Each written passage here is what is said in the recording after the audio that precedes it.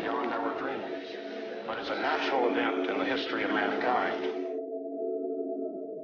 I don't think we should wait until the encounter occurs, but that we should do all our power to prepare ourselves for it. Which we first meet, the character of our subsequent relations. Let us never forget the fatal impact we've had upon innumerable people on this earth. People who are the species, who trusted us, defended us, and whom we destroyed by our thoughtlessness, and who self-defended is the simple truth is that we can communicate with us successfully. We must learn to communicate with each other successfully. Perhaps that is where we ought to begin.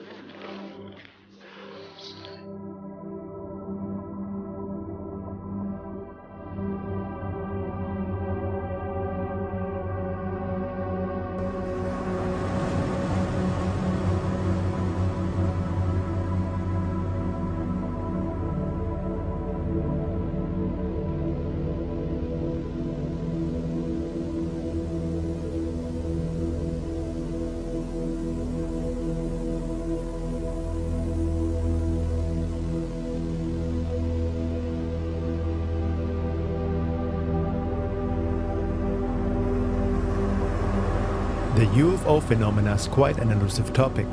Despite many years of documented encounters, there is still no confirmation from any official authorities, be it mainstream science or government, that there may be something otherworldly going on. On the contrary, there's often ridicule and avoidance whenever the subject comes up. Yet most of the general public believes that extraterrestrial UFOs exist and that the government is hiding information from us. Many people have had UFO sightings themselves. However, most people also don't give it much attention or thought, believing that it doesn't really affect us anyway and that we'll deal with it once official contact has been made. But what if the UFO phenomena is not what we thought it is, but has influenced humanity and the world at large for thousands of years? What would be the implications?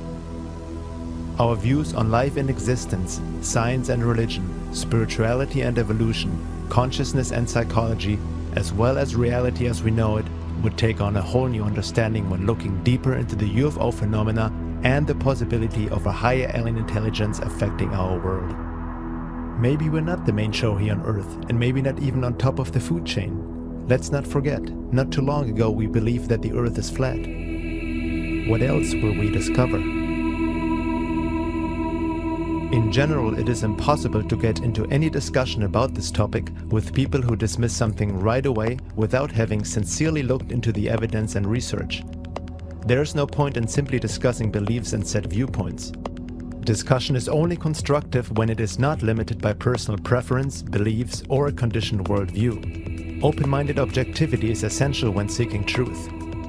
With that in mind, we must also be discerning, because truth is often mixed with lies, especially in a topic outside of what is socially and culturally accepted. It's a big swamp, but the sincere seeker who approaches the subject with a critical mind can see that, without any doubt, something otherworldly is going on and has been going on for a while. There's one important issue that needs to be considered when dealing with such fringe topics: our own level of cultural conditioning. Many people project a certain typical image on the extraterrestrial phenomena based on Hollywood movies and sci-fi literature, which mostly tends to humanize intelligent alien beings in some way and keeps it on a very physical level, with aliens supposedly coming from another planet and acting out human qualities. What we see in the mainstream does affect how we view this topic, even if only unconsciously. The conditioning through official culture which has fictionalized this topic is deep and far-reaching. It cannot be underestimated. The question is, how to separate truth from lies? How can we find out what is really going on in this elusive field? What do we really know, and what do we just believe or assume? We should never underestimate the trap of wishful thinking and denial. Looking at it all with what the Buddhists call beginner's mind helps in the process of revealing the truth. No preconceived ideas or assumptions, but simply looking at it as it is, cross-referencing the data and research out there, using logic and intuition alike, separating disinformation from reliable information, slowly putting together the pieces of this puzzle. It is obviously a topic where no one has the whole picture, and there's still much to discover. But at one point, when you have a certain amount of pieces, you can start to see an image arising. Let's look at some of these pieces and how the image could look like.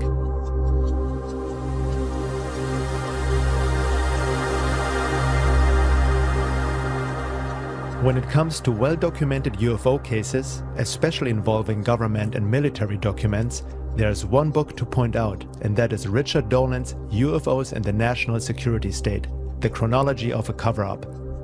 Dolan comes from an academic background, giving him the much-needed critical but open mind when researching such matters. He holds an MA in History from the University of Rochester and a BA in History from Alfred University. Prior to his interest in anomalous phenomena, Dolan studied US Cold War strategy, Soviet history, and international diplomacy. UFOs and the National Security State is a historical narrative of the national security dimensions of the UFO phenomenon from 1941 to the present. Included are the records of more than 50 military bases relating to violations of sensitive airspace by unknown objects, demonstrating that the US military has taken the topic of UFOs seriously indeed. Some believe that UFOs are just developed Nazi technology or secret military projects but have nothing ET-like to them. Others explain UFOs with Jungian psychology as a projection of our collective. For anyone who doubts that the UFO phenomena is real needs to read this book. It is well documented and clearly shows that the government and military are very aware of the UFO issue and do not have a handle on it.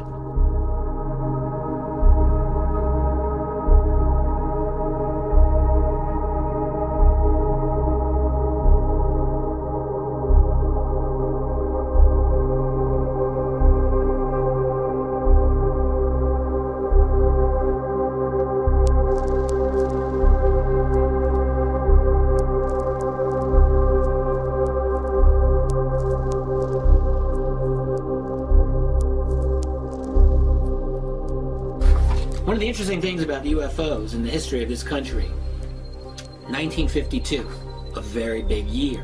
Why? Well, for one, it seemed like the entire nation was being invaded by UFOs. Civilians and military people alike around the country were watching these things. Military people reported them a lot. This is a memo from the Director of Scientific Intelligence for the CIA to the Director of the agency, Walter Beadle Smith, in December 1952, and this is what it says. At this time, the reports of incidents convince us that there is something going on that must have immediate attention.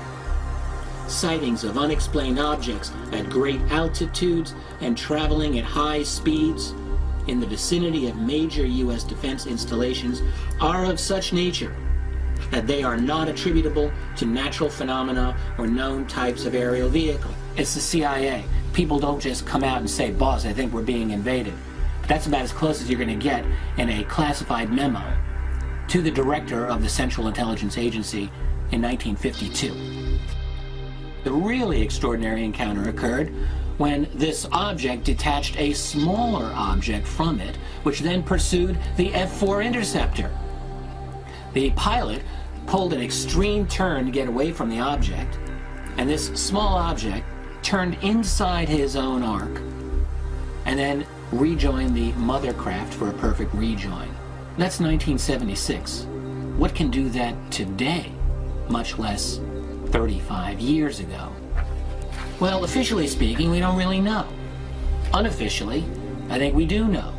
These are advanced technology that is not being operated, officially at least, by our own civilization. And therein lies the problem with the UFO phenomenon. Everyone in the world knows there's something going on, and no one in official power is ever willing to admit it.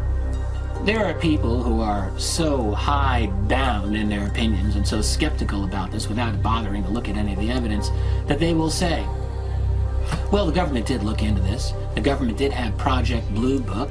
They investigated it. They found there was really nothing to this. I heard that there was a scientific investigation too that also debunked UFOs. That explanation to this day is used by the Air Force and by the government to dismiss the whole topic of UFOs. But here's the deal. Project Blue Book, a joke of an operation. I have a letter here from 1955 to the commander at Ent Air Force Base in Colorado Springs, Colorado, about UFO reports. In keeping with the purposes of the UFOB program, in this case UFOB means UFO, it is necessary to strive to reach as many case solutions as possible, thereby reducing the percentage of unknowns to a bare minimum. Not a minimum, a bare minimum. As pointed out in the UFOB guide, the word solution cannot always be used in the scientific sense when dealing with UFOBs. For this purpose, it must more often mean that a given case meets a given hypothesis. If it looks like it might be a flock of birds, you don't have to bother investigating, just put down birds and it's solved. And we're told that they investigated a total of 12,618 sightings and only 701 remained unidentified. Look, I'll tell you right now, those people didn't do one investigation that was worth a damn. That is the scientific foundation, if you can believe it, as to why your government continues to this day to deny that there is a UFO reality worth investigating. Dolan also examines the rising of a national security state or military-industrial complex independent of official government supervision, as well as the issue of disinformation and counterintelligence programs COINTELPRO, designed to deliberately spread false information in order to keep the public away from the truth. Compartmentalization is the name of the game, on a need-to-know basis. That's how secrecy works.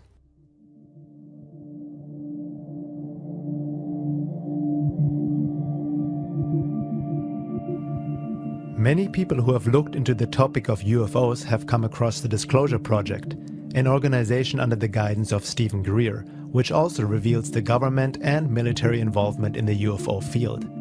At first, the Disclosure Project seems to be a very good source and has a somewhat more serious image than your average UFO site.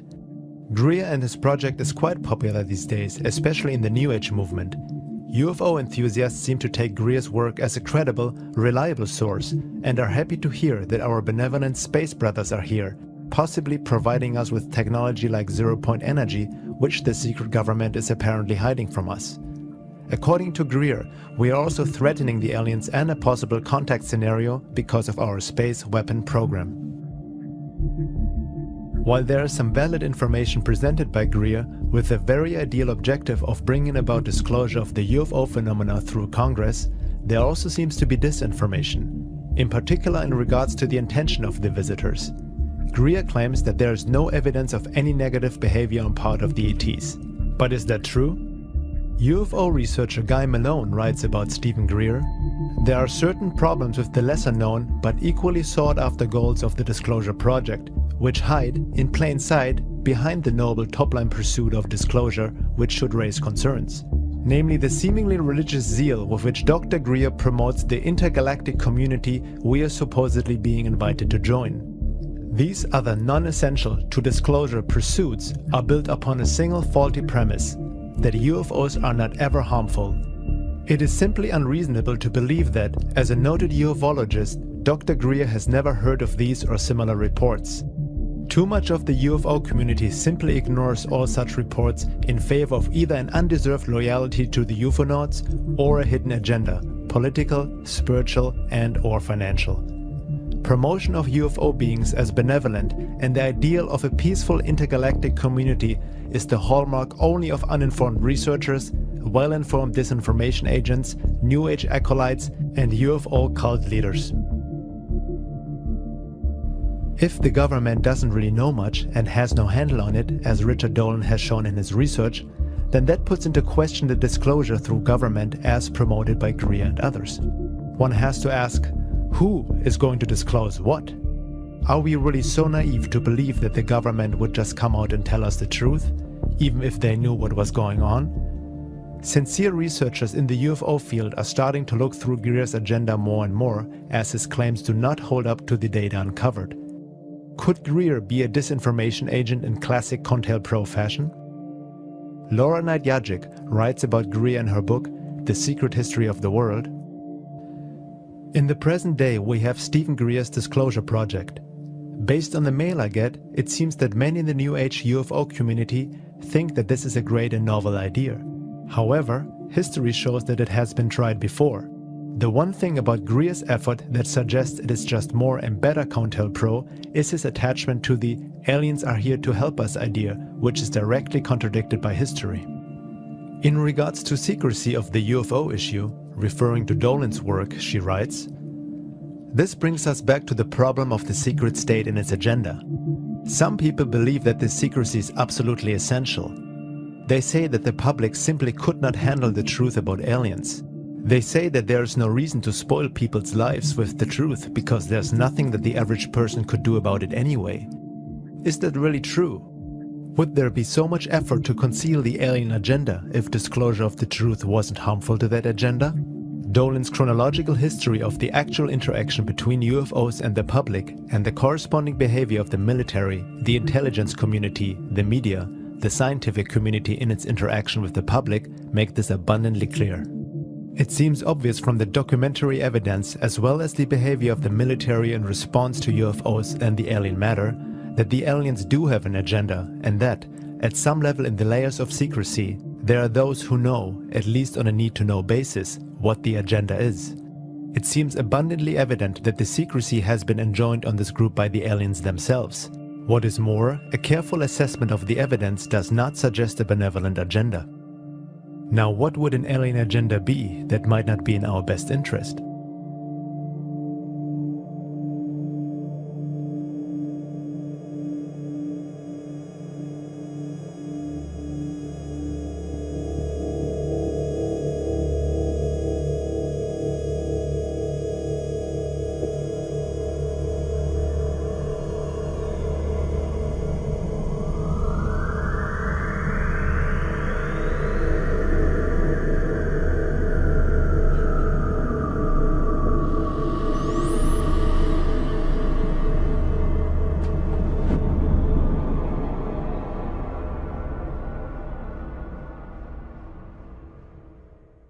A very important issue, which Stephen Greer and many supporters of the benevolent alien scenario seem to completely miss, distort, or deny, is the topic of alien abductions. For the layman who has never looked into it seriously, it may be a topic to make fun of, making jokes about anal probing and such, but anyone who has ever researched that field in more depth knows that the picture is not very funny. There is a high strangeness to this whole abduction phenomena which is hard to explain. Many abductions are not that obvious and can only be retraced through hypnosis, as the aliens seem to have an ability to mind control the abductee, erase memory, manipulate space and time, as well as implant certain thoughts, emotions, everything from bliss to indifference, and even false memories of what really went on in an abduction. This happens through the use of a hyperspace technology that makes our technology look like the Stone Age. Some abductions have been reported fully conscious without hypnosis, and there seem to be many similarities between the stories of thousands of reported abduction cases worldwide, independently showing a rather disturbing picture. Dr. David M. Jacobs has been doing research in the UFO abduction field for over 40 years, published several books and has worked with thousands of abductees, mostly using hypnosis techniques to reveal these experiences. He states, "My research is based on more than 42 years of UFO research. In addition, since 1986, I have conducted over 1,000 hypnotic regressions with abductees. I've tried to be as objective and as agenda-free as possible. I have no New Age, spiritual, religious, transformational or transcendent program to promote. I try to stay as close to the evidence as I can. However, there is no possibility that I have avoided error. The majority of evidence for the alien abduction phenomenon is from human memory derived from hypnosis. It is difficult to imagine a weaker form of evidence, but it is evidence and we have a great deal of it." Admitting to the difficulty of researching the abduction phenomena, Jacobs, however, rules out the idea that abductions are just a psychological or imaginary issue. Too many accounts from too many unrelated people tell the same developing stories over and over, which just don't fit into any psychological frame. So how does a typical abduction look like? Jacobs describes it in a nutshell. Abductions are a complex series of events and procedures directed by the abductors to passive or controlled abductees. In a typical or common abduction, Humans are taken out of their normal environment by aliens. The people are rendered passive and cannot resist. They are taken aboard a UFO, their clothes are removed, and they are made to lie on a table. A series of physical, mental, and productive procedures are then administered to the subjects. People's physical bodies are probed and examined, sperm is taken, eggs are harvested. The aliens perform staring procedures during which they gaze into abductees' eyes at a distance of only an inch or two. These mind scan procedures appear to be neurological manipulations which give the aliens the ability to enter into people's minds. After the table procedures, abductees report that they are sometimes taken into other rooms where they are required to have skin-on-skin contact with unusual-looking babies. Abductees say that these babies seem to be crosses between humans and aliens. They call them hybrids. Abductees also see hybrid toddlers, older youth, adolescents, and adults. Sometimes abductees report that they are required to perform tasks, that they are tested in some way. They say that machines are brought in to examine them. They sometimes are required to have a form of sexual intercourse with other humans and sometimes with adolescent and adult hybrids. They are returned to their normal environment and within seconds they forget what just happened to them. The individual abductee accounts are far more detailed. Not all are UFO related. Some have to do with underground bases. Dr. Jacobs says that after all these years of research and putting the pieces together, he can see a picture emerging.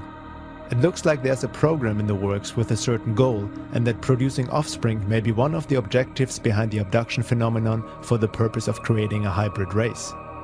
Some skeptics blame Jacobs for inducing his own belief system through hypnotherapy into his patients, and therefore creating false abduction accounts. However, this doesn't hold up with the evidence Jacobs and other researchers have come up with, much of it even without the use of any hypnotherapy.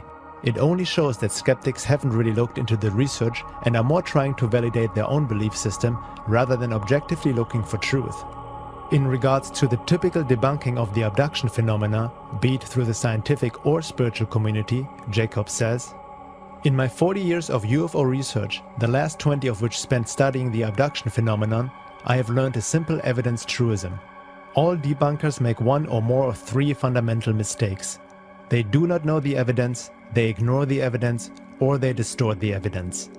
Any of these errors would be catastrophic and perhaps even scientifically dishonest when writing about something of accepted scientific consequence. Leaving in mistakes is tantamount to ignoring or to distorting the evidence. Unfortunately, when it comes to abductions, all debunkers comply with the evidence truism. There are no exceptions." Dr. Rick Strassman, author of DMT: The Spirit Molecule, hypothesizes that alien abductions are brought on by the accidental release of DMT, dimethyltryptamine, produced by the pineal gland inside the brain. While conducting DMT research in the 1990s at the University of New Mexico, Dr. Strassman advanced the theory that a massive release of DMT from the pineal gland prior to death or near death was the cause of the near-death experience NDE phenomenon. Several of his test subjects reported NDE-like audio or visual hallucinations, while others also reported contact with other beings, alien-like, insectoid or reptilian in nature, in highly advanced technological environments where the subjects were carried, probed, tested, manipulated, dismembered, taught, loved, and even raped by these beings. It is interesting to note how similar the accounts of his test subjects, who were administered DMT intravenously, are in comparison to what can be found in abduction research. DMT certainly is a mystery molecule that seems to open doorways to another world or reality. However, Strassman's theory that abduction experiences are brought on by the accidental release of DMT seems to be short-sighted when taking a closer look into the alien abduction scenario. A respected researcher and abductee herself had been Dr. Karla Turner. She authored 3 books on the abduction phenomenon, Into the Fringe, Taken, and Masquerade of Angels. She died of a strange fast-acting cancer in 1996 after being threatened for her work. She was just 48 years old. Dr. Turner confirmed the work of Jacobs and others. However, she thinks that the creation of a hybrid race is not the whole picture, as there are many cases of abductions that show different behaviors and agendas. She really must have struck a chord, as she was harassed by agents and military alike throughout her life until her death. According to her research, Dr. Turner believes that humans are being used as a resource by these aliens in many ways.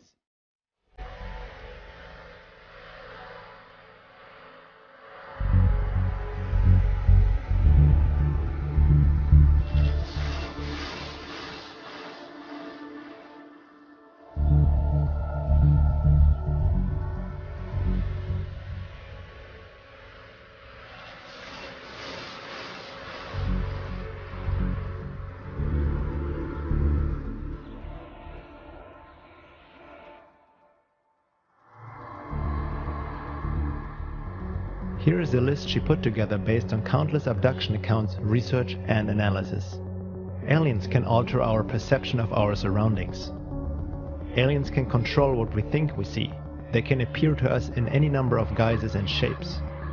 Aliens can take us, our consciousness, out of our physical bodies, disable our control of our bodies, install one of their own entities, and use our bodies as vehicles for their own activities before returning our consciousness to our bodies. Aliens can be present with us in an invisible state and can make themselves only partially visible. Abductees receive marks on their bodies other than the well-known scoops and straight-line scars.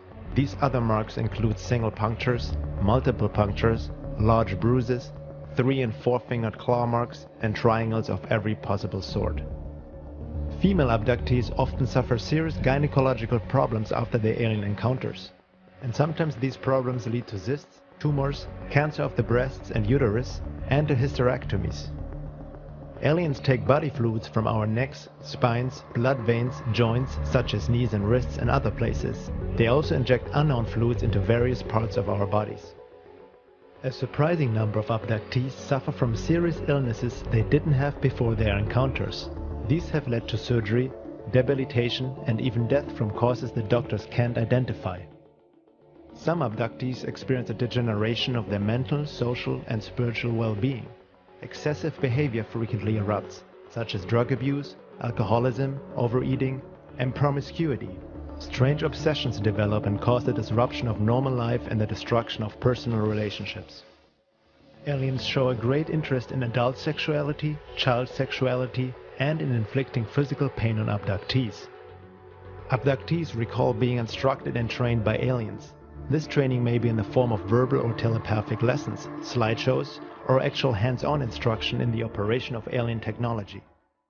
Abductees report being taken to facilities in which they encounter not only aliens but also normal-looking humans, sometimes in military uniforms, working with the alien captors. Abductees often encounter more than one sort of alien during an experience, not just the greys. Every possible combination of grey, reptoid, insectoid, blonde, and widowspeak have been seen during single abductions, aboard the same craft or in the same facility. Abductees report being taken to underground facilities where they see grotesque hybrid creatures, nurseries of hybrid humanoid fetuses and baths of colored liquid filled with parts of human bodies. Abductees report seeing other humans in these facilities being drained of blood, being mutilated, flayed, and dismembered and stacked lifeless like cords of wood. Some abductees have been threatened that they too will end up in this condition if they don't cooperate with their alien captors. Aliens come into homes and temporarily remove young children, leaving their distraught parents paralyzed and helpless. In cases where a parent has been able to protest, the aliens insist that the children belong to us. Aliens have forced human abductees to have sexual intercourse with aliens and even with other abductees, while groups of aliens observe these performances. In such encounters, the aliens have sometimes disguised themselves in order to gain the cooperation of the abductee, appearing in such forms as Jesus, the Pope, certain celebrities, and even the dead spouses of the abductees. Aliens perform extremely painful experiments or procedures on abductees, saying that these acts are necessary but give no explanation why. Painful genital and anal probes are performed on children as well as adults. Aliens make predictions of an imminent period of global chaos and destruction. They say that a certain number of humans will be rescued from the planet in order to continue the species, either on another planet or back on Earth after the destruction is over. Many abductees report they don't believe they're alien captors and foresee instead a much more sinister use of the rescued humans. Further commenting on that list, Carla Turner states, "In every instance from this list, there are multiple reports from unrelated cases confirming that such bizarre details are not the product of a single deranged mind. These details are convincing evidence that, contrary to the claims of many UFO researchers, the abduction experience isn't limited to a uniform pattern of events.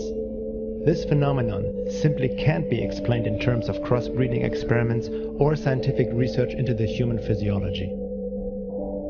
Since most abductions are not remembered consciously, Dr. Jacobs believes that there are millions of abductions worldwide of people who have not the slightest idea that they had been abducted.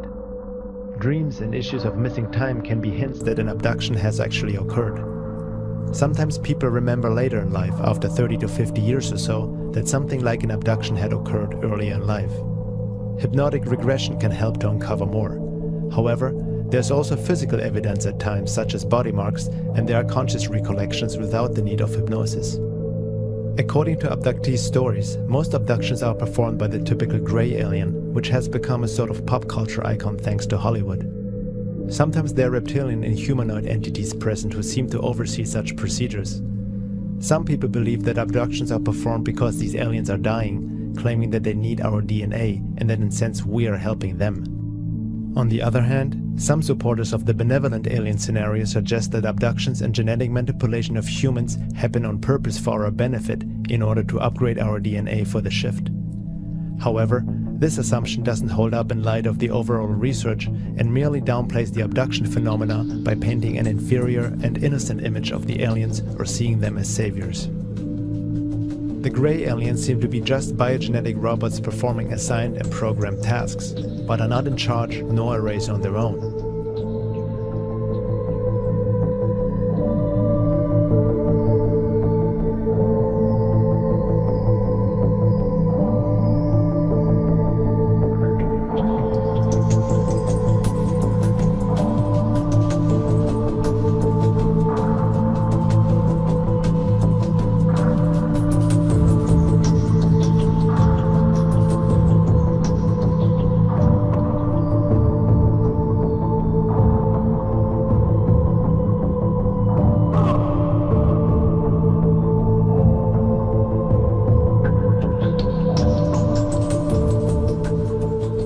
Greys have a tiny mouth slit, a resemblance of a nose and ears, but there's no suggestion that they use five sensory perception, eat, breathe, or use speech like humans do. Communication is done by telepathy.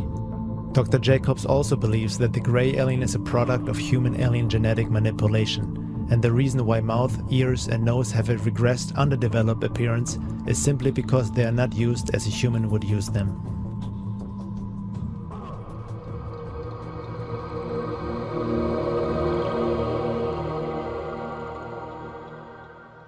Stanton mentioned the need to hold ourselves to facts in this field, and I think that is extremely important. We should repeat that 10 times a day as we go through the work in this area. The problem, of course, with the abduction phenomena, as with a lot of ufology, is that the nature of the alien activity is designed deliberately to keep us from having much in the way of concrete evidence. Designed that way. It is not an accident.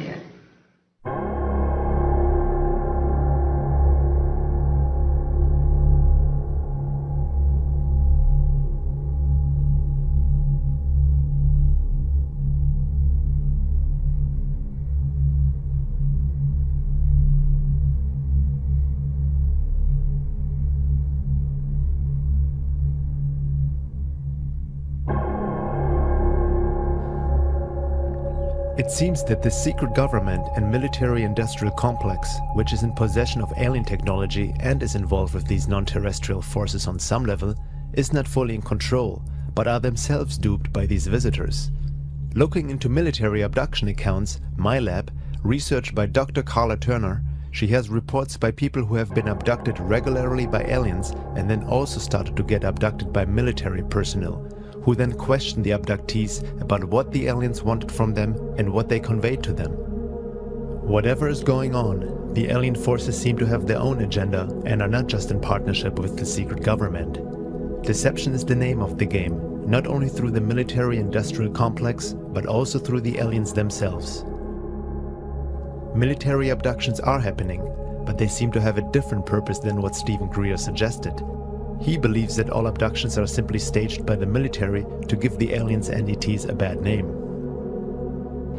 Abductions, in my assessment of this, there is no question there is an abduction phenomenon, and it is not, as has been argued by some people, most notably Dr. Stephen Greer, simply a military phenomenon. In fact, I think it's irresponsible to make this argument. There is something... Yes, you can clap for that. It boggles my mind, to be perfectly candid here, that a researcher can make such a blanket statement. You have a phenomenon that's gone on globally for a long time. You have individuals that are describing highly consistent things in terms of their abduction experience. And I don't know what else it can be other than a kind of religious-like zeal that can cause a person blindly to say the only abductions that occur are military. This I find indefensible. And I think that a careful review of the evidence certainly leads to that conclusion. Abductees and contactees seem to get duped by their alien friends as well, being told they are special and they have certain important functions to perform in the coming future. Some abductees claim that they have given permission for abduction through their unconscious mind and have developed a kind of a Stockholm syndrome, worshipping their abductors. What needs to be kept in mind is that these beings are able to create virtual realities, trigger emotions, and implant thoughts. I believe now that the reported and confirmed details in all of these reports are strong evidence against accepting consciously recalled alien encounter reports at face value because of the illusion capabilities, because of the screens, and because of the virtual reality technology that we have witnessed being manifest by these entities. I believe that if we build our theories on such information, the consciously reported information only, we're building on sand, on illusions that the aliens create for us, and I think to confuse and mislead us. Now, this is not to say, however, that all alien encounters are virtual reality events, because there is also plenty of very strong evidence for the physical nature of many of these encounters. So to be perfectly objective, the definition of abduction would have to include any event or scenario that is generated externally for the targeted person, whether it be a physical encounter, a virtual reality scenario, or a telepathic contact. Some people reported they felt this love when they had a UFO sighting. Well, looking a bit deeper into it all, a supposed feeling of love is by no means an indication that these are benevolent beings, considering they seem to be able to induce emotional states into humans at will. We can easily be emotionally manipulated, and we can be very impressionable beings. Movies are a good example of how sound and vision alone can make us laugh, cry, or be scared, let alone what hyperspace technology might be capable of that is clearly far superior than anything known to man. They can play any scenario to make the abductee feel as if it is a spiritual experience. Hence, many contactees claim these alien beings are benevolent, despite the fact that abductions happen against their free will to begin with. In order to fully grasp the topic of abductions, we need to let go of what we think is or is not possible, while watching our conditioned mind, which tries to explain away such experiences with basic cultural approved psychology or New Age spirituality. It is very important to understand the high strangeness of the UFO and alien phenomena. People who haven't really looked into it carefully paint pictures too fast, asking how all this could be possible on such a grand scale without anyone really noticing. They don't realize that a lot of this is a non-physical phenomena, dealing with a high-intelligence life form who might be a bit smarter than us humans and don't think like a human, that is able to pop in and out of 3D physicality, transcending time and space. They can insert thoughts, memories, emotions, and change appearances, such as past loved ones, Jesus, the Virgin Mary, Santa Claus, a Pleiadian, and so on, depending on the belief system of the abductee. This is further documented in Dr. Carla Turner's books Masquerade of Angels and Into the Fringe. In one case that I recount in Into the Fringe, James had mostly conscious recollections and almost no hypnosis. He remembered being drawn into the proximity of a beautiful Pleiadian woman who was very alluring and tender and almost seductive. She wanted him to come into her embrace. When he got into the embrace and thought she was going to kiss him, she disappeared entirely, and what was left in her place was a purplish-black, bumpy, almost slimy-looking character with fairly asymmetrical features. I have encountered the same type of creature in a couple of other cases. The entity was very strong. Instead of embracing James, the creature threw him down on the ground and shoved a 2-foot-long tube down his throat, into his stomach and pulled up stomach juices. The next day, he still had some of the bile taste. The interior of his throat was sore, and he discovered claw marks around both sides of his neck where he had been held down.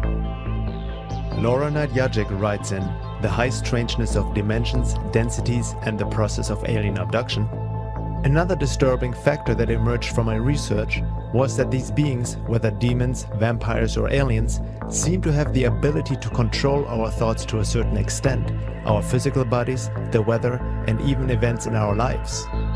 Many people reported that their abductors were benevolent beings, but when we consider all the factors of the big picture of the phenomena, it seems that such stories of benevolence may be misleading. The first matter is the intrinsic deception at the heart of this agenda. And that's something that's become clearer with every new report that surfaces. Whether we choose to call it screen memory, telepathic mind control, technological mind control, or virtual reality scenarios, the entities involved in the abduction phenomenon employ masterful illusory capabilities. And I don't think the importance of this fact can be stressed strongly enough. It must affect all of our thinking and our research when it comes to these alien-human contacts. When we talk about the possibility of an alien race of high intelligence that exists outside our range of perception on a higher density, it doesn't mean that they are automatically spiritually evolved or loving angels. This also doesn't imply that there aren't any benevolent beings on higher realms of existence. However, there is a heavy romanticizing of the alien UFO phenomena going on based on wishful thinking and assumption. Not many people actually question the intentions of these beings. Dimensions are lateral and infinite, and densities are vertical and only 7. Okay.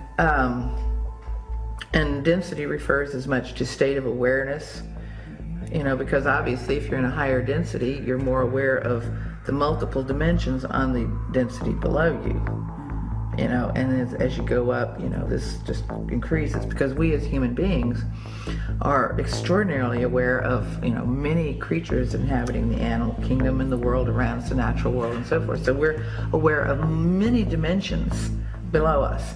And we'd have to say that these higher dimensional or higher density beings have the same perspective on us that we have on, and that's kind of a scary thought, especially if you realize that they may not have your best interest at heart. And just as the farmer has a lot of awareness of the many dimensions of his herd of cows, he knows them very well because he knows which ones he's going to butcher to have put in his freezer. Could there not be the possibility that there is an alien intelligence that has been around far longer than we imagine, and who may look at us like we look at and use in many ways lower life forms on this planet as a resource and even as food? Food doesn't have to be physical, and these beings seem to feed off our emotions and energy.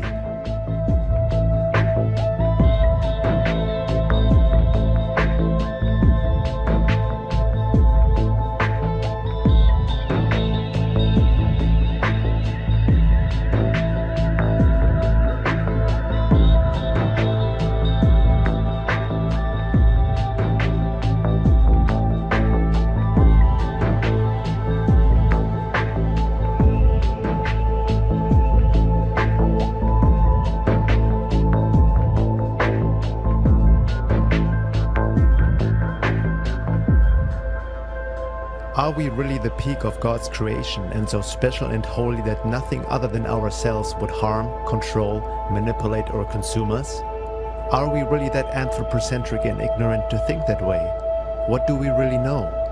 Humility is not our greatest strength. We usually give some quick explanation to uncomfortable questions rather than admitting, I don't know, and making more sincere efforts to gain knowledge and understanding, even if it contradicts our long-held beliefs. We trust official authority, science, religion, government to give us these answers so we can go on and make a living, not needing to think too much about the more disturbing aspects of our world. But maybe our official culture, with its institutions, is also a product of and influenced by the other, the alien mind, or predator, as Don Juan called it, hence the debunking, ridicule, and avoidance of this topic in the public. Usually, if people admit that there might be other life forms visiting this planet, they tend to project human qualities into these visitors, rejecting anything that doesn't fit into this conditioned image of our space brothers.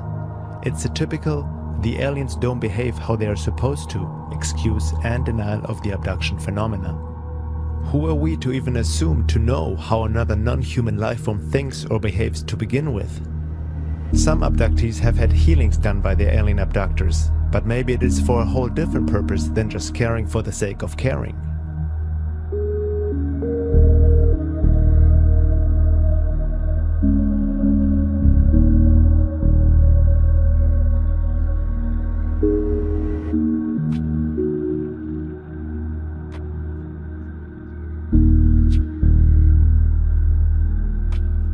A common explanation in New Age circles is that abductees attract these experiences to them, based on the popular law of attraction and create your own reality concepts, sometimes claiming it's their karma.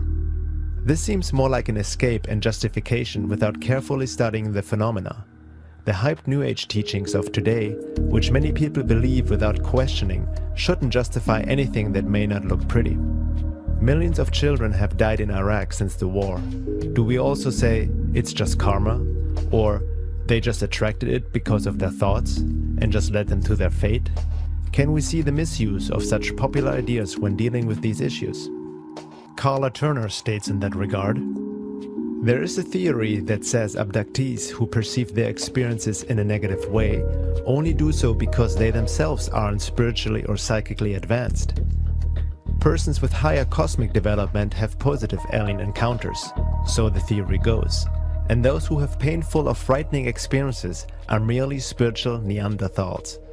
This is a pet theory of researchers who claim that aliens, whether objectively real or not, serve as mirrors of our spiritual nature on an individual or species-wide basis. Having worked with so many decent, honest, positively oriented abductees, however, I believe this theory is wrong. It is worse than wrong. It is despicable. As despicable as blaming a rape victim for the violence committed against her. This attitude leaves many abductees feeling doubly violated. First by the aliens who took them, and then by the UFO researchers to whom they turn for explanations and help. Daniel Pinchbeck and others suggest that these entities performing the abductions are aspects of our psyche, and how we perceive them depends on how we look at them. He wrote in 2012, The Return of Quetzalcoatl, "Are the visitors real or imaginary? They are both and they are neither. Any entity only possesses relative reality, including ourselves.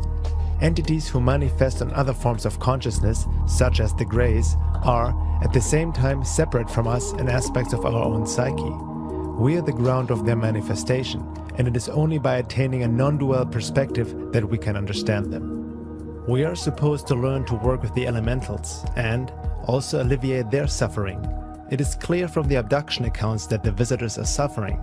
Like dusty insects attracted to flame, the Greys yearn for our qualities of soul warmth. Despite their cunning and technological acumen, these qualities remain beyond them. They are intelligent and sentient, hence aware of their exiled status. Unable to escape their desouled condition, they desire to draw humans into their lower world, sustaining their half-lives on our subtle energies.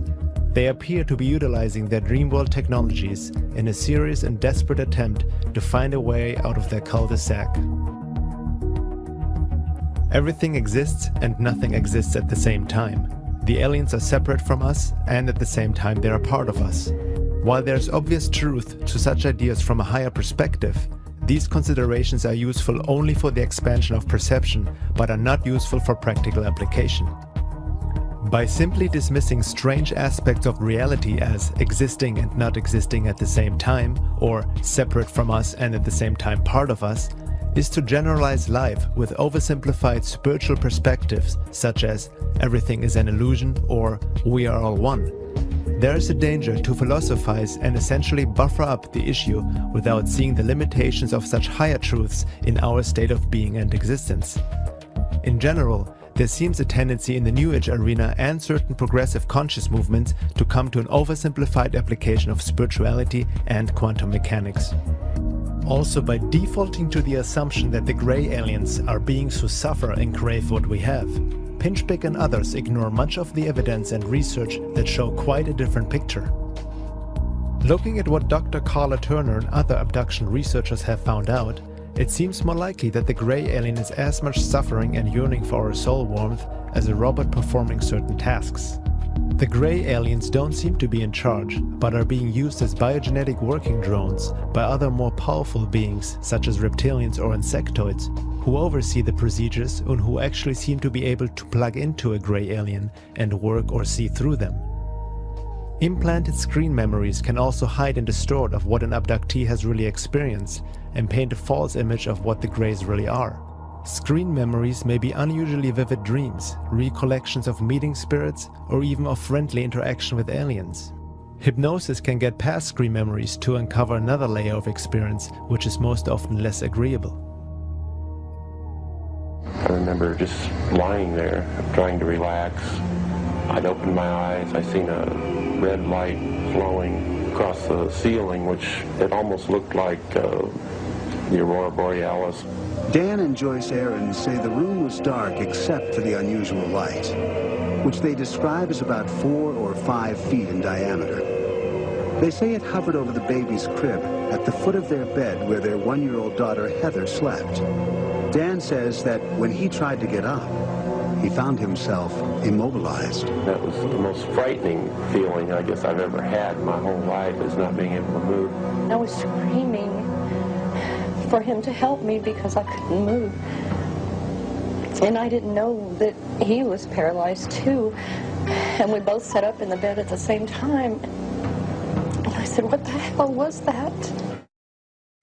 Dan agreed to an on-camera hypnosis session with Carpenter, during which he revisited that memorable night in 1976, the night he saw the red light over the baby's crib. This time, under hypnosis, he remembers more. He recalls cowering in the corner of his bed as he watched alien beings take his daughter Heather from her crib. He went to the crib. He went to the crib. Picked her up. I can't move. You can't move. You don't have any control over what's happening.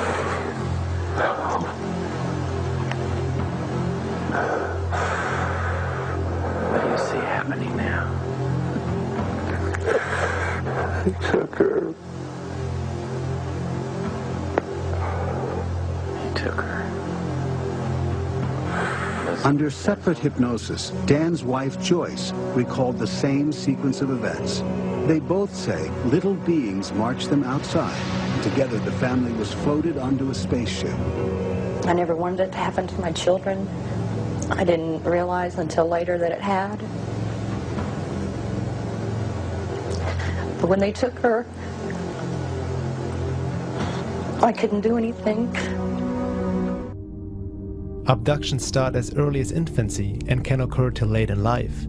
Some people have been abducted hundreds of times. Many abductees are living in fear, not knowing when the next taking will happen, not being able to prevent it, not being able to talk about it for obvious ridicule in the public. Many need to even hide these experiences from their families. Some are so utterly confused that they go mad, even committing suicide. Karla Turner suggested a number of steps abductees could take in the face of alien provocation. Educate yourself about the phenomenon. There is some control in knowledge. Let go of fear. It is through fear that negative entities maintain control. Anger is a more effective defense than fear. Abductees should be aware of how they are reacting. They should learn to step out of themselves and to maintain perspective. Maintain a good quality of life. Be realistic about what can and cannot be done. Stay close to your families. Confide. You don't need the burden of carrying this around without being able to talk about it. Abductees have reported that anger and getting upset at the entities does actually help. Also, by educating themselves and learning more about the abduction and UFO phenomena, they can create an awareness which seems to offer protection. As the saying goes, knowledge protects. ignorance endangers. I think we need to recognize that deceptions are employed at almost every level of this interaction to keep abductees from knowing about the actual events and the actual entities involved in these encounters. To me, maybe I'm just a suspicious sort, this implies that there's something they don't want us to know about. And often what seems implied from the reports is that there is something within us, the humans, something of which we could be capable, something of resistance or altering of this scenario that the abductors absolutely do not want us to be aware of. They go to great lengths to program our thinking about our encounters with them, that we are subordinate, that we are helpless, or that we are dependent, or that we belong to them. The list goes on. And they go to a great deal of trouble to convince us in every way that they can that we can do nothing about controlling these situations. The good news is that in a number of cases in the past couple of years, that hasn't proven to be true. Abductees are finding more and more specific instances in which they are able to resist the illusion suggestions, in which they are able to say no to procedures, and in fact when they have been able to break free of actual controls. This to me is a great step forward, and I think it's going to be something growing with any luck. We're going to find abductees are realizing there are ways to change this entire pattern of activity. But what is very disturbing is the complete denial of this issue, not only in the mainstream scientific community, but especially in the progressive truth and New Age movement.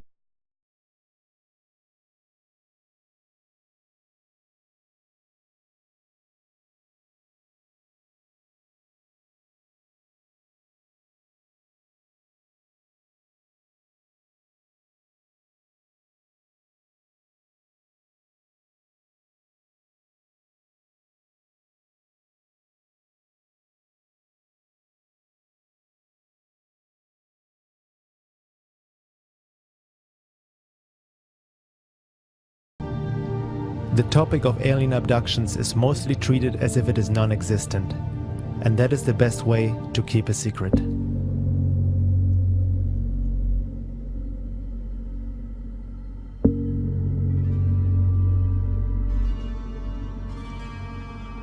Looking at the high strangeness and hyperdimensional aspect of the UFO and alien activity, one can say that it is certainly not just a physical phenomenon.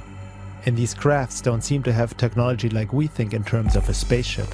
After all, who says that these aliens come from another planet anyway? While NASA is looking for organic life on Mars, the real show is already happening right here, and has been for a long time.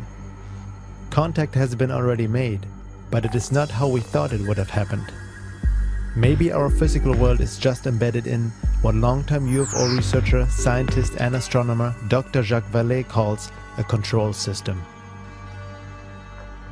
If we look at the world from an informational point of view, and if we consider the many complex ways in which time and space may be structured, the old idea of space travel and interplanetary craft, to which most technologists are still clinging, appears not only obsolete, but ludicrous.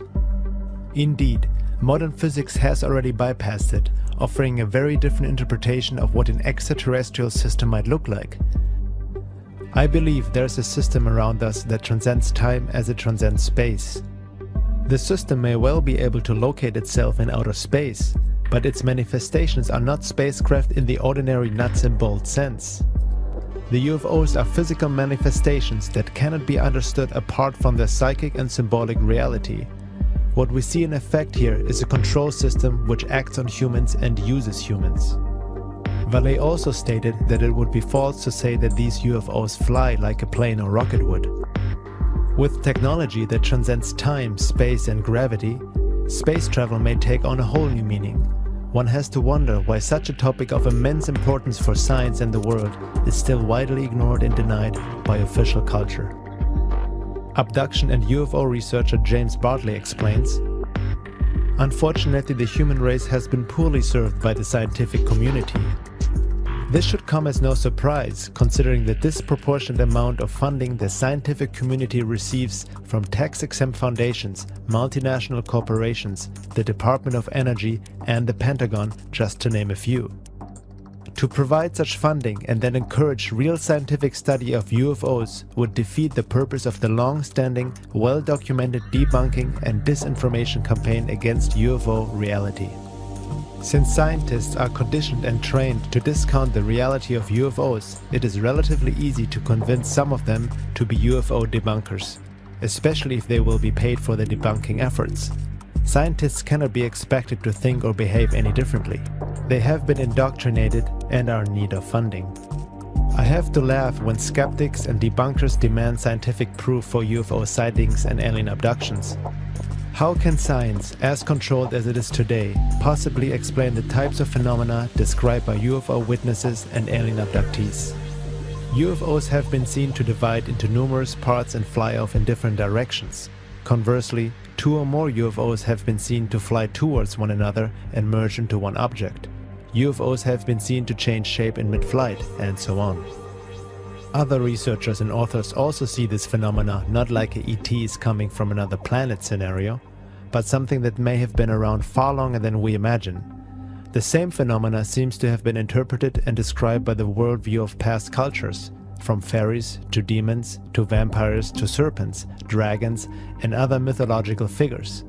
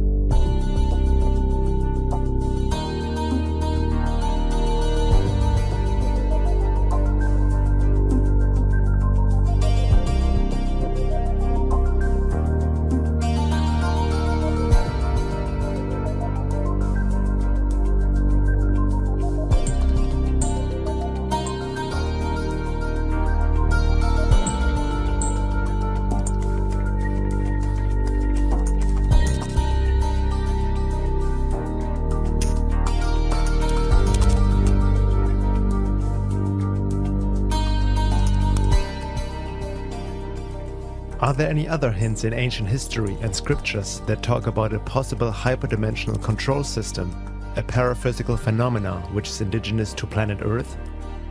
The Gnostics are giving us some insights into the idea of hyperdimensional realities and beings inhabiting them. In Gnostic psychology, the Noetic science of the mystery schools, archons are an alien force that intrudes subliminally upon the human mind and deviates our intelligence away from its proper and sane applications. Working through telepathy and suggestion, the archons attempt to deviate us from our proper course of evolution. Their most successful technique is to use religious ideology to insinuate their way of thinking and, in effect, substitute their mindset for ours. According to the Gnostics, Judeo-Christian salvationism is the primary ploy of the archons, an alien implant. In the Gnostic view of human society, the archons are alien forces that act through authoritarian systems, including belief systems, in ways that cause human beings to turn against their innate potential and violate the symbiosis of nature. Because the archons need human complicity to gain power over humankind, anyone who assists them can be considered a kind of archon, an accessory. How do humans assist the archons? One way is by accepting the mental programs of the archons, that is, adopting the alien intelligence as if it were human-based, and implementing those programs by actually enforcing them in society. Another way is by actively or passively conforming to the agenda so proposed and imposed. Their most successful technique is to use religious ideology to insinuate their way of thinking. Now that is very interesting indeed, and puts also the whole New Age world of spiritual teachings as well as religion into a different light, doesn't it? The story of the archons is similar to what Don Juan talked about in The Active Side of Infinity by Carlos Castaneda. Ah, that's the universe at large, Don Juan said, incommensurable, non-linear, outside the realm of syntax. The sorcerers of ancient Mexico were the first ones to see those fleeting shadows, so they followed them around. They saw them as you're seeing them, and they saw them as energy that flows in the universe. And they did discover something transcendental. They discovered that we have a companion for life. We have a predator that came from the depths of the cosmos and took over the rule of our lives. Human beings are its prisoners. The predator is our lord and master. It has rendered us docile, helpless. If we want to protest, it suppresses our protest. If we want to act independently, it demands that we don't do so. You have arrived by your efforts alone to what the shamans of ancient Mexico called the topic of all topics. I've been beating around the bush all the time, insinuating to you that something is holding us prisoner. Indeed, we are held prisoner. That was an energetic fact for the sorcerers of ancient Mexico. Why has this predator taken over in the fashion that you're describing, Don Juan? I asked. There must be a logical explanation. There is an explanation, Don Juan replied, which is the simplest explanation in the world. They took over because we are food for them, and they squeeze us mercilessly because we are their sustenance. Just as we rear chickens in chicken coops, the predators rear us in human coops. Therefore, their food is always available to them. No, no, no, I heard myself saying. That is absurd, Don Juan. What you're saying is something monstrous. It simply can't be true, for sorcerers or for average men, or for anyone. Why not? Don Juan asked calmly. Why not? Because it infuriates you? Yes, it infuriates me, I retorted. Those claims are monstrous. I want to appeal to your analytical mind, Don Juan said. Think for a moment and tell me how you would explain the contradiction between the intelligence of man the engineer and the stupidity of his systems of beliefs, or the stupidity of his contradictory behavior. Sorcerers believe that the predators have given us our systems of beliefs, our ideas of good and evil, our social mores. They are the ones who set up our hopes and expectations and dreams of success or failure.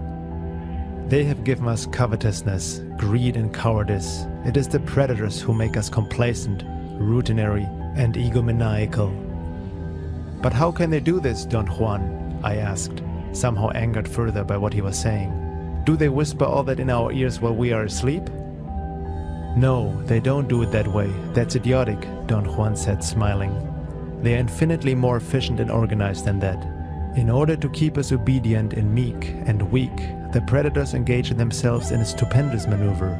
Stupendous, of course, from the point of view of a fighting strategist. A horrendous maneuver from the point of view of those who suffer it. They gave us their mind. Do you hear me? The predators gave us their mind, which becomes our mind. The predator's mind is baroque, contradictory, morose, filled with the fear of being discovered any minute now.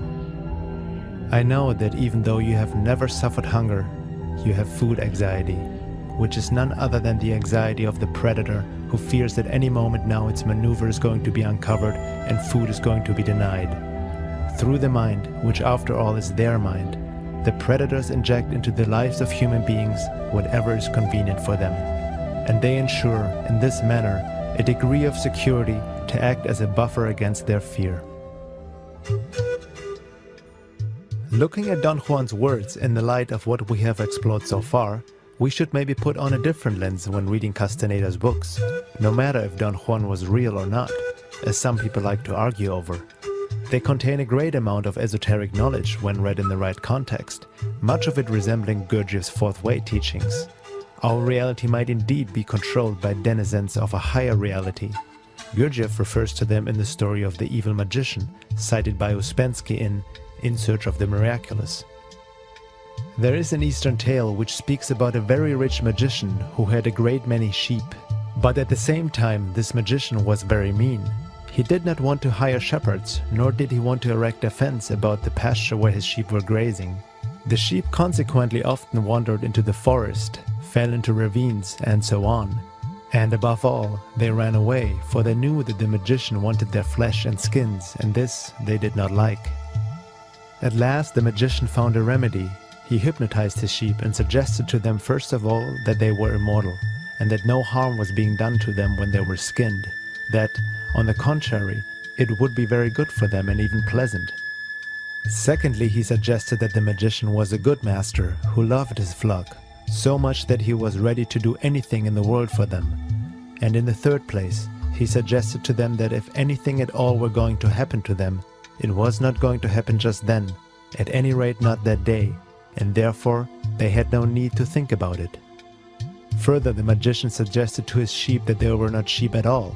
To some of them he suggested that they were lions, to others that they were eagles, to others that they were men, and to others that they were magicians. And after this all his cares and worries about the sheep came to an end. They never ran away again, but quietly awaited the time when the magician would require their flesh and skins. This tale is a very good illustration of man's position. The Sufi were also hinting at manipulation and deception through hyperdimensional forces, especially in regards to people seeking spiritual experiences. William Chittick wrote in The Sufi Path of Knowledge, "Nowadays most people interested in the spirituality of the East desire the experience, though they may call what they are after intimate communion with God. Those familiar with the standards and norms of spiritual experience set down by disciplined paths like Sufism are usually appalled at the way Westerners seize upon any apparition from the domain outside of normal consciousness as a manifestation of the spiritual. In fact, there are innumerable realms in the unseen world, some of them far more dangerous than the worst jungles of the visible world." Al-Arabi himself said, "So preserve yourselves, my brothers, from the calamities of this place, for distinguishing it is extremely difficult. Souls find it sweet, and then within it they are duped, since they become completely enamored of it."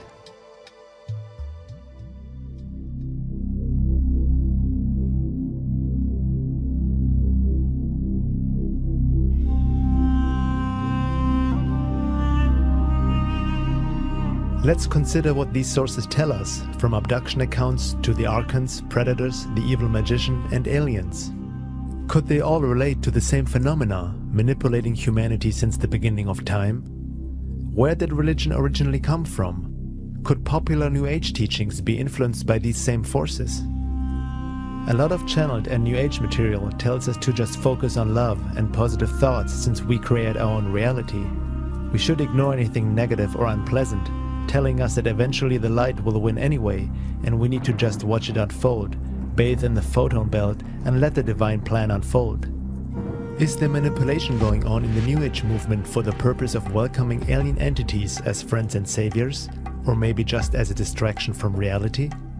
Laura Nadjajic concludes, "If anything, the so-called New Age movement has been so heavily inculcated with the idea that one must not ever think about negative things, that they, above all other people, are most subject to the predations of higher realms.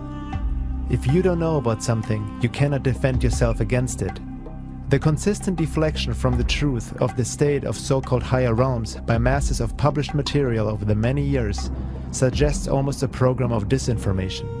It was beginning to look as though there was something or someone out there who didn't want us to know something." Having looked now more at the so-called negative alien scenario, the question comes up, are there any good aliens?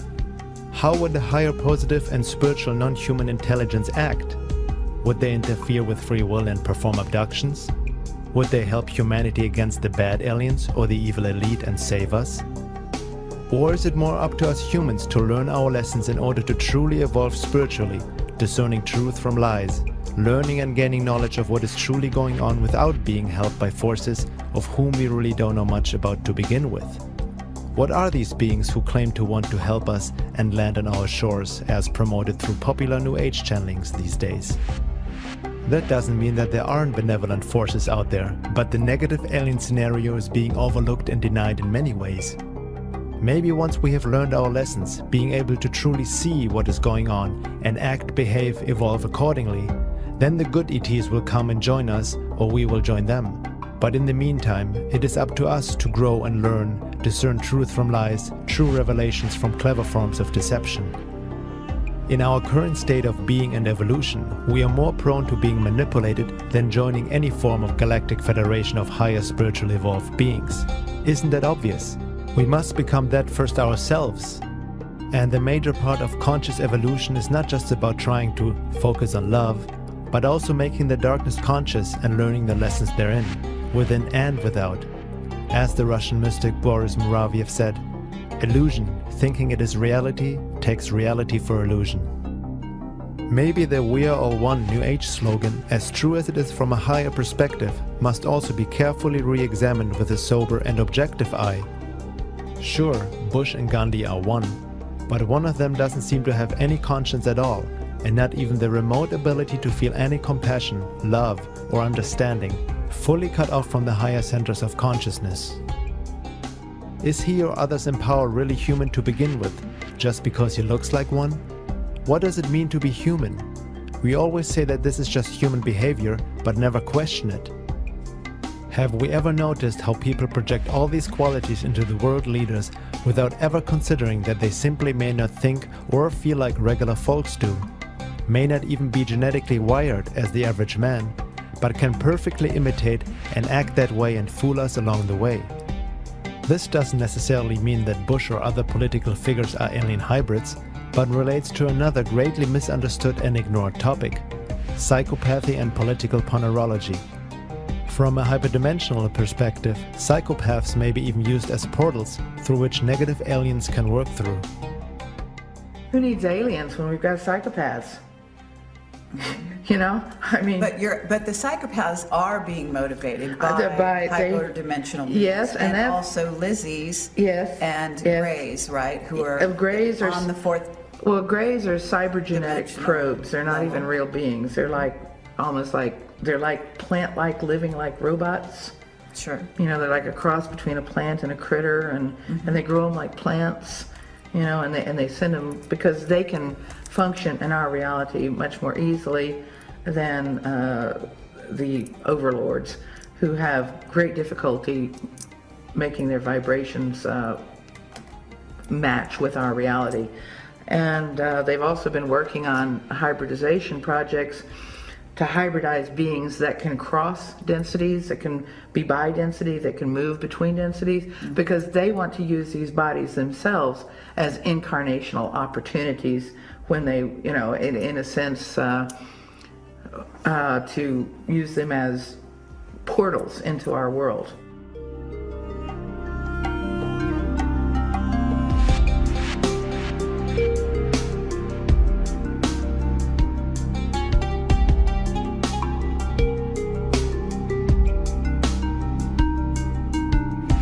Millions of children are reported missing each year, never to be seen again. Did they just run away, or is there a more sinister truth to it? What may be the goal of this abduction and hybridization program that is going on in complete secrecy? Where is it all leading to? Some suggest as a replacement after cataclysmic changes have wiped off the majority of the population, like a reseeding. This may sound like a bad sci-fi movie or fear-mongering to some people, yet anyone who has sincerely looked into it knows that the UFO and alien phenomena has a darker side that can't be just ignored.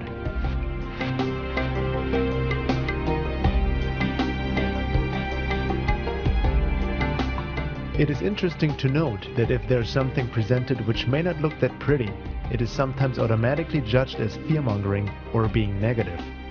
Some people seem to mistake objectivity for negativity and wishful thinking for positivity. Most of what people see as negative or positive are their subjective projections and opinions that don't really reflect the world as it is. We're just looking at some of the pieces of the puzzle and a possible emerging picture and resulting questions we may have to ask ourselves. It's all just information. What we do with it and how we react to it, be it fear, denial, discomfort, excitement or inspiration, is up to each one of us. Discomfort in examining our fears can serve a purpose if used or applied correctly. There's a chance for healing from a shamanic and esoteric perspective. It is good to put oneself into a state of vulnerability when looking at the darker aspects of our reality or of oneself, truly looking at it, facing it, and not giving the ego a chance to explain it all away so we can go back to our comfort zone and ultimately go back to sleep. It's not about buying into fear and panic either, but about gaining knowledge and understanding. Sometimes things need to be confronted without automatically defending our beliefs and views, allowing us to look at the world and ourselves more objectively, not only in regards to the UFO alien issue, but in many other aspects as well. That's part of the awakening process and raising consciousness. One thing is for sure, the UFO and alien phenomena is real. Non-human intelligent entities are and have been visiting Earth, most likely interacting with humanity for thousands of years. The question is now, why are they here? Do they really come from outer space and a different planet? Or are they just hiding outside our perception and have been here all along, or maybe both? There are people who suggest that all we have to do is show love and project love on these beings, and that's how we become one and enter the golden age. Is that really the way and understanding of love, or is that part of the New Age disinformation program, welcoming our space brothers as friends and saviors? Intent is important, yes, we need to be positive and loving, but intent without really seeing what is going on objectively, separating truth from lies, essentially does more harm than any good. Isn't it interesting, as we all focus on global issues such as the environment, self-sustainability, the fake war on terror, economy, the banking system, etc., all important topics that need to be addressed and looked at, but all along there seems to be something else going on which we totally ignore, deny, even laugh about, or try to explain away with questionable spiritual concepts or mainstream psychology. The high strangeness of UFOs, aliens, abductions, and hyperdimensional realities may hold major clues for what is happening and has happened on our planet in regards to history, the rise and fall of nations, religions, evolution, culture, wars, conspiracies, human behavior, psychology, basically humanity's existence as a whole, even potentially the very creation of it. Maybe the elite, which seems to control the world these days through government, media, military, and transnational corporations, are mere puppets to their hyperdimensional masters who have been manipulating humanity for ages. And it seems to be happening before our eyes that they have been creating a ruthless race in which to incarnate themselves at the time of this upcoming macrocosmic quantum event, so that they can rule over the rest of humanity, whatever remains, in the higher density state. In other words, they want to lock this planet into their evil garden spot for them to have control and domination. They think, of course, for all of eternity. That's their plan. That's their intention. And, we would like to see that doesn't happen. We'd like to see a future freedom for people, and the Caesar said that also is possible. But the people, can't do it until they can connect together in a certain way, and they cannot connect together in a way that can block that hyperdimensional. In other words, what we want to do is we want to cut off their power supply. There are all these pathological people on our planet, and they're getting fueled by these hyperdimensional negative beings that are negative. You can't even plumb the depths of their negativity. You read about the most horrible crimes that have ever occurred committed by so-called humans on this planet, and you're getting a little bit of the picture of what their internal landscape is like. What are the implications for humanity when considering the possibility that hyperdimensional alien entities have manipulated humanity through belief systems and genetics since the beginning of time, or since the fall from Eden, as some may want to call it, all the while feeding on us energetically, emotionally, as well as physically? There are ancient accounts that hint to the reality of hyperdimensional control in alien life forms. There are cave paintings and scriptures, writing of the Gnostics and Sufi, the Native Americans, and various ancient esoteric teachings. This underlying hyperdimensional reality that is behind our history, and how it, extrudes itself into the historical timeline, and how you can observe these long historical events and see the movement of that hyperdimensional energy through the actions of human beings, through historical cycles, through the behavior of groups of people, through the manipulations, things emerge, This is the age of transformation, but also the age of deception. As the frequency raises on the planet, what we might be experiencing sometime in the future is an intersection of densities and the beings inhabiting them. Perhaps the aliens haven't really traveled from a distant planet, but have been here all along. Some researchers suggest that the Anunnaki are returning to Earth. Maybe they never left, but have been here this whole time, just right outside our range of perception. As one abductee said, they may see us as their property and Earth is their farm. We are the resources and food. Or another more disturbing quote by an abductee, to them we are just cockroaches. We might laugh at such statements, but millions of people are going through these experiences which the mainstream labels as psychological issues. Maybe we should give the abductees a closer listen, as well as the researchers in that field, before we look away too quickly.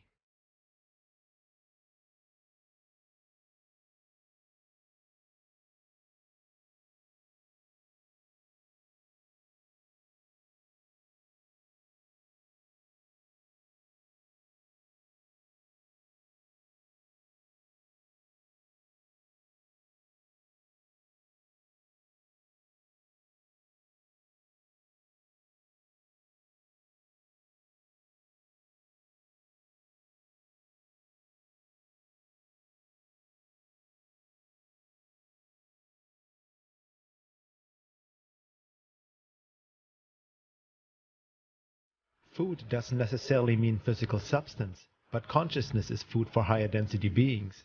These entities are feeding off our emotions and energy, and it seems they are trying to keep us in a frequency prison through genetic and other forms of manipulation, like implanting certain social, religious, and New Age belief systems. And maybe these aliens are not evil or bad to begin with, but just as bad as a human being who farms chickens for food and has a garden where he grows plants to eat. We also genetically alter our food, don't we? All is consciousness, and life feeds on life. Whoever said that we're on top of the food chain anyway? As above, so below. Some people ask, if the negative aliens are really here and so technologically superior, why haven't they attacked and taken over? Any openly hostile alien invasion, as seen in numerous Hollywood blockbusters, can only be bogus because only a primitive race like us would act like that. A higher intelligence with a technology beyond our present understanding is far more efficient and subtle. The most efficient takeover is if the target chooses out of free will to be captured, yet believing to be free. A deeper insight in that regard is given by Michael Topper in his article, The Positive and Negative Realms of Higher Densities. We have to understand here that the true negative realm agenda is to eat consciousness. So this actually prevents an overt takeover in literal physical terms. If an invasion was detected, this would mean that the veil would be lifted, and all would see the man behind the curtain and would be disgusted and turn away.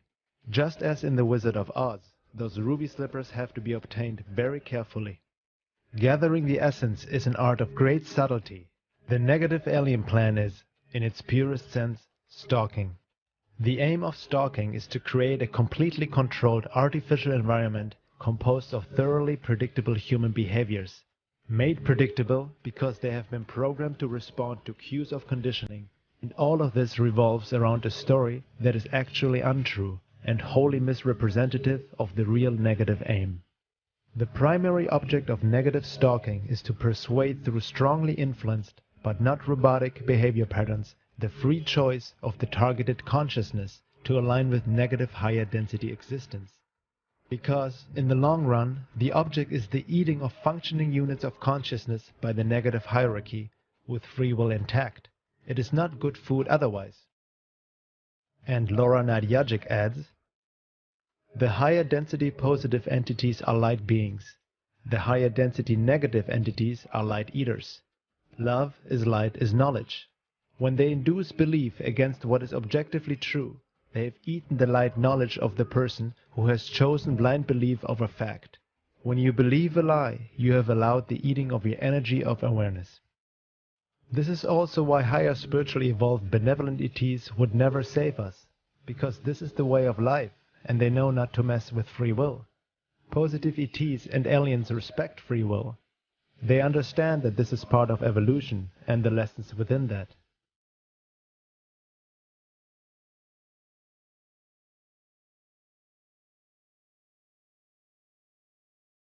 There are accounts of information and help from higher sources stating that it is up to us to discern truth from deception.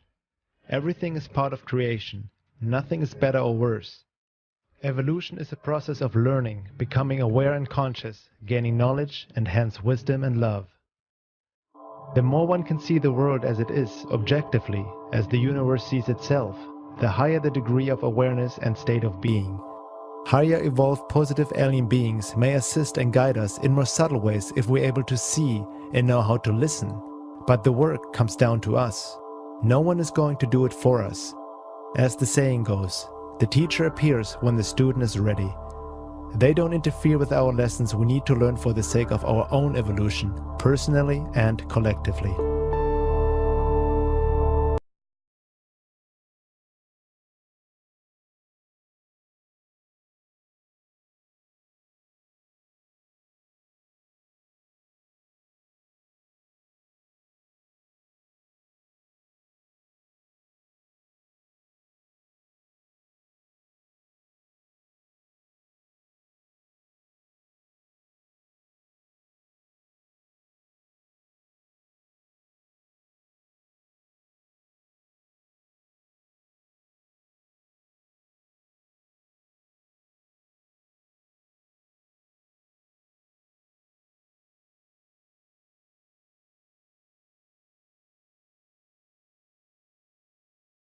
Protects ignorance and dangers.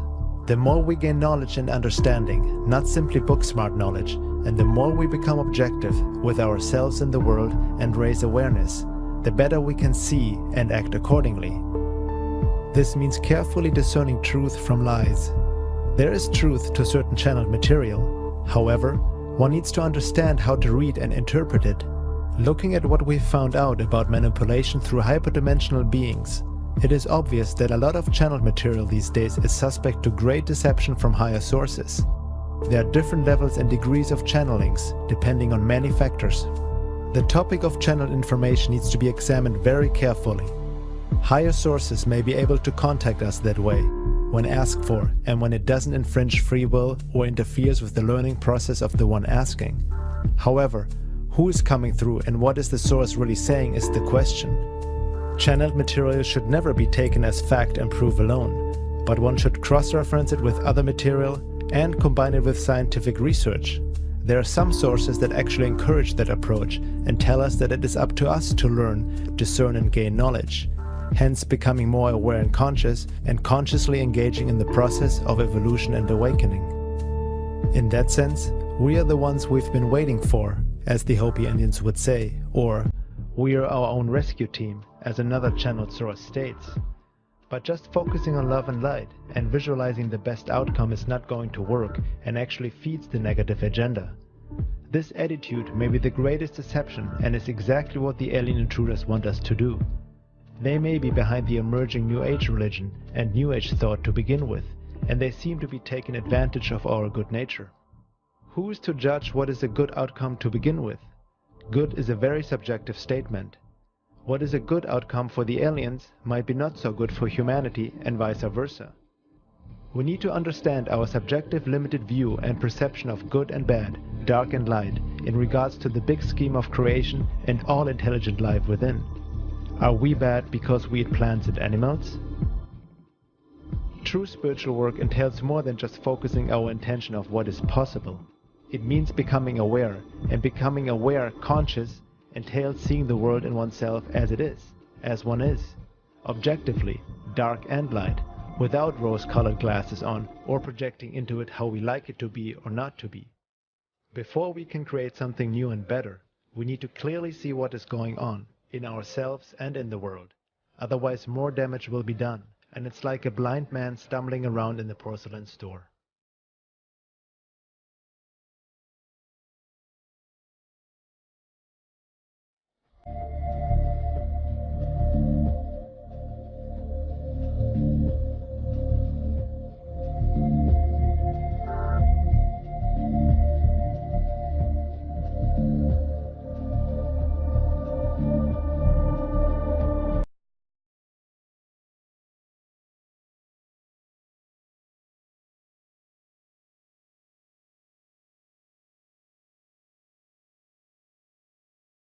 There's still much to find out about this topic. This is just some food for thought, no pun intended. However, one thing is for sure, there's already enough well-documented material out there that shows and proves the possibility of an alien agenda which might not be quite what we have hoped for. The high strangeness and paranormal aspect of this phenomena make it very hard to study. The fact that these beings and UFOs act in stealth and secrecy with obvious intent to keep the truth away from humanity at large doesn't make the issue easier and doesn't speak well for them. One has to ask, why would benevolent beings act that way? Why would good aliens take thousands, if not millions of people against their free will? What are they really here for? In the words of Dr. Carla Turner, and it becomes clear from these details that the beings who are doing such things can be seen as spiritually enlightened, with the best interest of the human race in mind. Something else is going on, something far more painful and frightening in many, many abduction encounters. As to researchers who claim that the ETs are here to help us evolve some higher consciousness, or that they're here for some other positive purpose, saving our planet, promoting world peace, etc., I challenge those researchers to incorporate anomalous data into this view. Theories are starting places for research, not proven conclusions, and UFO researchers must be willing to expand and alter their pet theories according to the data they uncover. It would be wonderful if we could shape ET experiences into something positive, but until the details of abduction encounters, all the details, are given serious consideration, I think it's dangerous to cling to theories that ignore data that will not fit. We owe it to ourselves to seek the whole truth.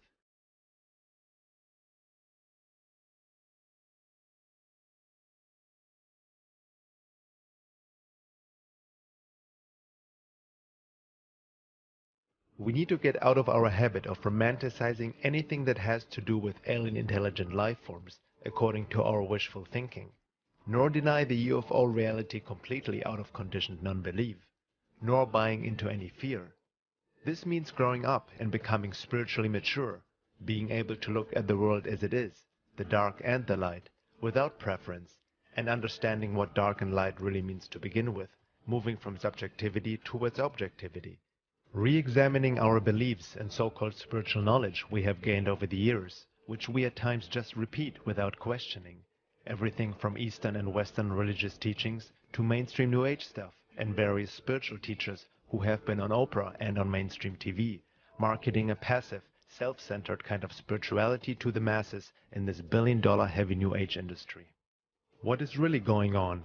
A true awakening or further manipulation and control? The deception in this day and age is massive and cannot be underestimated.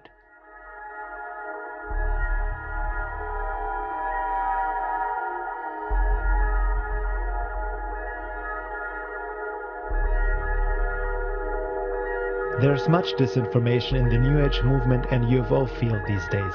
Most of them are not even purposely spreading disinfo, but they are duped themselves, caught in their own subjective tunnel vision and wishful thinking. As Laura Nadjajic states, "Let me make it clear at this point that I'm convinced that a lot of honest, sincere, hard-working individuals are being duped and or controlled without being fully aware of it. From the viewpoint of esoteric work, truth and objectivity should be one's principal goal. It's interesting how the popular New Age teachings these days promote subjectivity, to just focus on the self and shut out the outside, to ignore the bad, and keep manifesting reality according to one's desires and wishes. Is this really what spirituality and conscious evolution is all about? Perhaps the popular New Age teachings and create your own reality concepts are corrupt in many ways, universal truths mixed with lies, painting a false picture of what spiritual evolution truly means, making us believe we are already God on our level to keep us in our self-inflicted prison. In this day and age of transformation and global change, it may be advisable to look more into what Don Juan called the topic of all topics: UFOs, hyperdimensional realities, and the beings inhabiting them, the magicians that play with us, our reality and consciousness. It is also not something that is just now happening. It seems to have been going on for quite a while, thousands of years. These beings are operating outside the realm of space and time. And that is exactly why the manipulation and control is so unnoticed by the general population. It transcends our comprehension and works through our own minds. It is the subtlety of this phenomena which makes the deception so hard to see, because it is already ingrained in our way of life, our culture and civilization. This also puts a big question mark on the topic of disclosure. The UFO phenomena has a strong paranormal and hyperdimensional aspect to it that can't be simply ignored. Many supporters of disclosure and exopolitics seem to ignore or oversimplify that issue.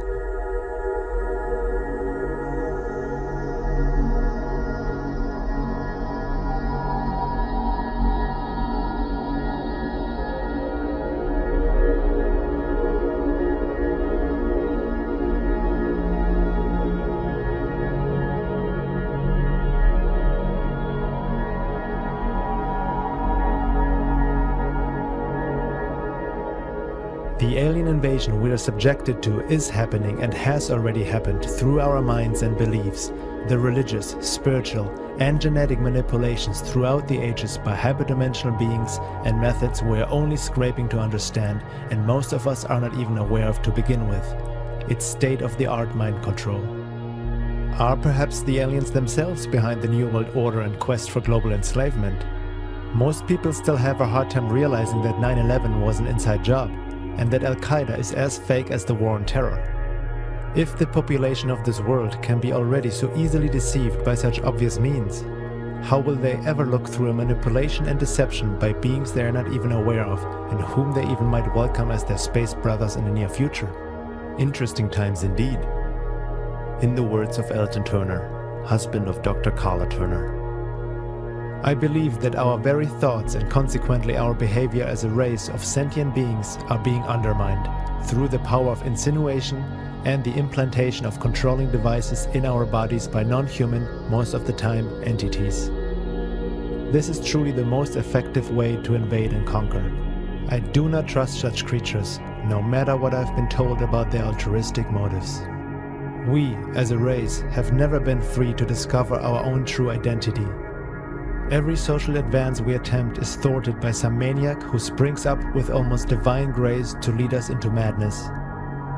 Every major religion has managed to find an excuse in its teachings to destroy non-believing fellow human beings. A part of me shudders every time I hear of yet another killing based on 2,000-year-old hatreds. What law allows us to continue with such atrocities? What influence keeps such hatred and fears alive? Why are we abductees so afraid to ask for help from our own society? We have been invaded, but I do not yet believe that the battle is over. Invasion with sticks, knives or guns is a human reality, not necessarily a universal one. There are very sophisticated mechanisms being used in the invasion of our world. Why should our invaders use pointed sticks against us when they can get us to sharpen sticks and use them against each other? Can there be a more successful military campaign than one in which no shot is fired and in which the conquered populace gladly and openly welcomes their enslavers? We are being programmed mentally and socially to accept our invaders as saviors, not a conquering force. The researcher asked me if I personally knew of harm that has come to anyone at the hands of or because of the aliens. Yes, harm has come. My early youth was damaged severely by the unconscious knowledge that I was being used by some non-human agency. It took me 40 years to recognize that the fears which guided me daily were not of my own making, and that the rebellion I constantly felt was engendered by my contempt for the powerful invisible agents that forced me to do things that I knew were wrong even as I was doing them. For example, I did not want to marry the person who became my first wife, yet I had no control over the decision. Before we were married, we were jointly abducted and subjected to severe programming. The results brought no happiness to either of us. We both starved for love and companionship, even though we tried with all our might to find them. My son was also one of their subjects and is miserable and lost. He's an artistic person with so many unknowable fears that he's paralyzed. I know of abductees murdered by mutilations, reports of which are suppressed immediately and completely, by cancers that no physician has ever seen before, and by madness that has led to suicide. In my opinion, these acts were not caused by brothers of any sort. I do not believe that all is lost, however. I have felt a guiding hand that helped me to discover happiness and inner peace amid all this chaos and misery. What I have come to understand is that that hand is only there when I take responsibility for my own happiness and do something about whatever is bothering me. It is time that we think hard about ourselves and what we have on this gem of the universe, our home, our planet. There are laws governing the actions of our invaders, rules guiding their actions, and patterns of behavior we can discover if we will make a concerted effort to discern them. We humans have something valuable that is desirable to and usable by the alien forces acting on us. I feel it is time we take back that which is ours, that we use all our resources to discover the laws that govern reality and become the beings that we intrinsically know we are.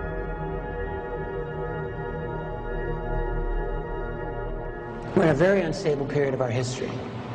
It's like everything's bouncing around. That is exactly, in my view, the type of environment in which some monumental mistake will occur, in which the secret will come out in some way. I don't know how. I don't know what the trigger will be. It's going to happen. When, I don't know either. I predict within 10 years. Now, when it happens, there's going to be attempts, you know this, to control the spin. Okay? It's going to happen. And so it's going to be our job, the job of any responsible researcher, and your job, to ensure that that does not happen. We've got to make sure that the actual truth comes out, even if it's horrible. Even if it's horrible, especially if it's horrible.